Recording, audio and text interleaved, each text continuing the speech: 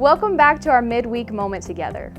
Through this series, we've been learning how to make our work matter by sharing the gospel and living out our faith in the workplace. Let's join Pastor Stephen and some of our own church members as they discuss how to make your work matter. Well, thank you so much for joining me today. I'm glad that you're here to talk with us a little bit about work. So why don't you take a second, introduce yourself, tell us what do you do, and then how did you kind of get into the field of work that you're in? Sure. Well, my name's Litouri Smith. I work for NOLA Public Schools in the Central District office. My official title is Executive Director of Contract Schools and Accountability. So I'll describe a little bit about what that means and what the day-to-day looks like for me. The contract schools part is I support a subset of our schools that not necessarily schools, they're more like programs that run school-like functions. They provide educational services through a contract that we have with them to provide services, particularly to students in our alternative settings. So we're talking about our juvenile detention center, we're talking about our expulsion center, and we're talking about our therapeutic day center. So I support and work with them and serve as a liaison between those operators and the district office, and just supporting them in a multitude of ways and holding them accountable to the things that they are expected to do in the contract. The accountability part is I work with another subset of schools that are in our that fall underneath our umbrella in a particular way, and just work with those principals and school leaders and providing them support, providing them with resources, and just working with them to troubleshoot things as they come up and as they arise, and then also serving as a liaison to different parts of the district office that provide additional support to them. So how did you get into this field of work? How did you end up working in the system and kind of in the field that you're in? Sure. Well, education is a second career for me. I was in retail sales prior to Katrina, and then the time off away for Katrina made me realize how much of family life I was missing. The job I worked, I generally would work, my off days were Sunday because we were closed, and then Wednesday was my off day. So always missing Saturdays, working, 10 hours a day, getting home right at bedtime for the kids and leaving out early the next day and doing that over again. And then the downtime for Katrina when we weren't working, weren't able to work, it made me realize how much that I was missing. And then, that time we kind of moved around a bit trying to figure out, what was next for us after Katrina. So once we settled back in New Orleans and knew that this was where we were going to be, from probably about February to the end of the school year, I homeschooled my oldest son to finish that year, and that kind of lit a fire. So I got an alternative certification and started teaching, and then I've worked my way up. I've been a district supervisor, I've been a school leader, I've been a school principal here in a charter school in the city, and then transitioned over into the district office where I'm working now. So I've done a variety of things in education since I've gotten into it. That's awesome. So you've kind of seen the full spectrum of education from the at-home homeschooling portion of it to the in a classroom teaching to the administration part and to now the liaison, like you said, part of it as well. So let me ask you this. In these different positions, how have you seen your faith influence your work and influence you at work and influence the work that you do?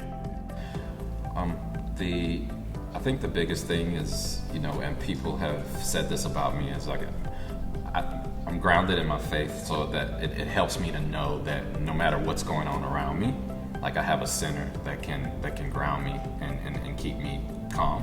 And people recognize that common spirit that I'm able to bring to the work that I do, and I think that, I know that common spirit comes from God blessing me with that gift, and then the trust and the faith that I have in Him, that no matter what's going on around me, it's going to be okay, and we're going to figure it out, and we're going to get through it. I remember, a while back, when I was a school leader, I didn't necessarily have all the answers, but and my team, they learned that I would say this very often: if I didn't know the answer, like, we're going to figure it out, and knowing that that we may go this way, we may go that way. It doesn't matter which way we go, but we're going to figure it out and we're going to work through it together. And I think that my faith in knowing that we're going to get there help them to be able to see that, like, yeah, I don't necessarily have to know right now or know exactly how to do it or be actually good at it. But if I put in the work and I believe that I can get there, then, having faith in that is going to help me accomplish that goal. It's a great reminder that our faith, like so many of the conversations that we've had about work, our faith begins to influence the people around us. That when we live out our faith in front of our coworkers, in front of other people, whether it's a direct, hey, let me tell you about Jesus, let me tell you about my faith, or like you said, simply living it out and having that kind of calm spirit and living that faith out in front of them, it begins to bleed over and begins to influence others. And I think that's such an important part of the workplace. You said that in your current job now, one of the things that you do is you help systems and programs troubleshoot. Over the past year, you guys have done a lot of troubleshooting. Right. So talk to me a little bit about what the past year with COVID and the pandemic, what has that looked like in the school system and in your job? And then how do you feel like your faith has helped you kind of manage an absolutely crazy year in the field of work that you're in? I mean, I think the first and most important thing is it kind of threw the playbook that we had out the window. Teachers and staff members and kids had to learn to use computers and lean on computers in a way that we hadn't done that before. We've always preached and we've always pushed to have, tech savvy, technology use in the classroom, but to lean solely on it and to be able to do it, we had to think creatively about how to do it and how to do it in a way that kids would actually get something out of it and restructure things. So COVID has opened up the doors for a lot of ingenuity, a lot of creativity, and has actually pushed some change that, is going to remain and be around, that's going to be good and beneficial for us, that probably without that push of COVID and having to do it, would have been a slower change, wouldn't have been as widespread. And I think that, our school leaders and our teachers have worked tirelessly to try to figure out how to make it happen and give kids what they need so that this past year hasn't been a total and complete loss. And I think, the faith that they have in wherever they put their faith, but knowing that, together we can work and get through this, because at the end of the day, as a teacher, as a school leader, my number one priority is helping our kids move along. And if this is the way that I've got to go about doing it, then I have to have faith and believe that these steps that I'm taking is going to work to help to continue to move our kids forward. Right, and all at the same time as you're helping schools do this, you also have your kids who you're trying to help manage this new world and things like that. So you kind of spoke a little bit about on the administrative side of it, but from a parent side with Alex and with Bella, how did you help them kind of adjust and navigate into this new world of online school and school being different and things like that? Yeah, it's interesting, and when I think back on really probably the first week or the first couple of weeks of them being completely virtual, all of us being in the house together, all of these things you don't think about, is the Wi-Fi good enough? Everybody has their own machine that they need to be able to use at a time. Does everybody have a space so that, I'm working, I'm doing my job, I'm on a Zoom meeting, but there's Bella over there, and she's got a question. She comes to the door and she's looking and she's waiting, she's being polite, but she hears her teacher in the background talking and she's walked away. So having to figure out how to juggle all of those things and make those things happen at the same time, it brought a different challenge as well. And then, them being kids and being on top of each other all the time brings out that the rivalry, like, you're getting on my nerves, I need my space, leave me alone. So it all of those things kind of work together to kind of shift it. Like, we have to figure out how we're going to do this, and it took us probably about 2 weeks to get in the rhythm and flow of, okay, here's how the day-to-day is going to look. But I think, similarly to the way it works in any situation, figuring out what's working and then enhancing that and doing that better. And I think, I know that I am blessed with some really good kids, and once they figured out their rhythm, they kind of were self-sufficient, where I see a lot of kids, in the schools that I work with, of like, if there's not somebody standing over their shoulder, somebody pushing, or somebody asking questions and following up with them, then it's just not going to happen.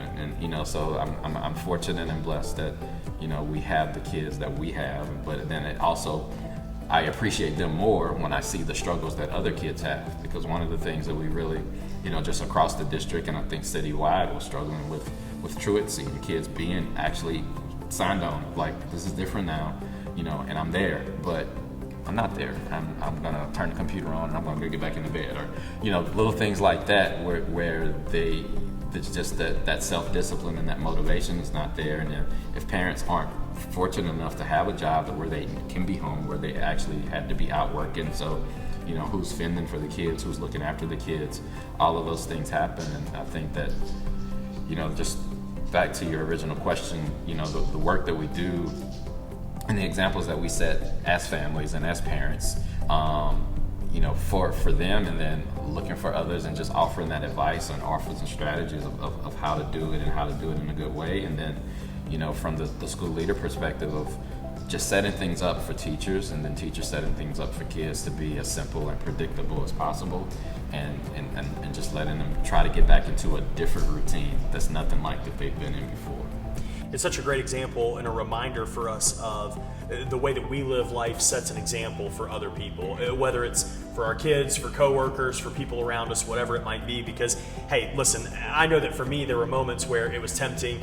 You're on a Zoom, you're on something online, and the temptation is there of like, okay, let me mute my screen, I'm gonna mute my mic, and I'm gonna go do this that I need to get done here, and then I'll come back to this, in a few minutes and turn it on at the end and say, all right, thank you, bye, But it really does set an example of even, having integrity and having, like the work ethic, like you were talking about, and things like that, of doing something and sticking to it. And so that's a great reminder for us.